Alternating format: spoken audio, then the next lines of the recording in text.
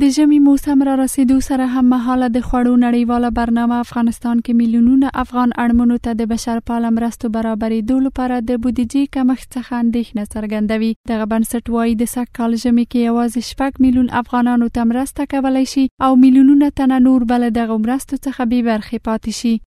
وقتی که فصل سرما وارد یک کشور میشه یا فصل سرما فرا میرسه، تنها افغانستان نه بلکه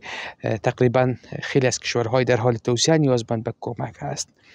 افغانستان از آن جایی که با تحریم های بین المللی مواجه است و از آن جایی که خیلی از مؤسسات و سفارتخانه ها بسته کرده که تعداد کثیر از شهروندان بیکار شده. بودجه‌ای که کمک های بشری به افغانستان سپرده شده و یا در این مورد بودجه‌ای که تعیین شده این کم می باشد، به خاطر از اینکه بر 6 میلیون اینها کمک میکنه و به میلیونها نفر دیگر به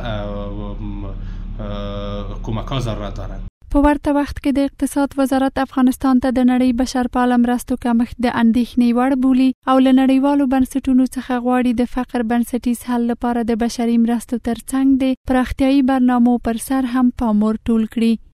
د نړیوال اقتصادي بحران او د مالی سرچینو د کموالي له امله د بهرنیو هیوادونو مرسته کوونکو بنسټونو بشري مرستو کچه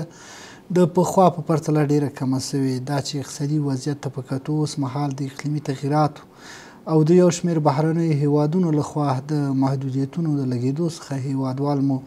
د خوړو خوندیتوب لپاره په روان ژمي موسم کې د نړیوالې ټولنې بشري مرستو ته اړتیا لري. دا په داسې حال کې ده چې له دې وړاندې هم د ملګرو ملتونو همغږي کوونکې ادارې ویلي 2015 زیږدیز کال کې افغانستان کې اړمنو ته د رسیدو لپاره څه باندې $2.2 میلیارډ ته اړتیا ده.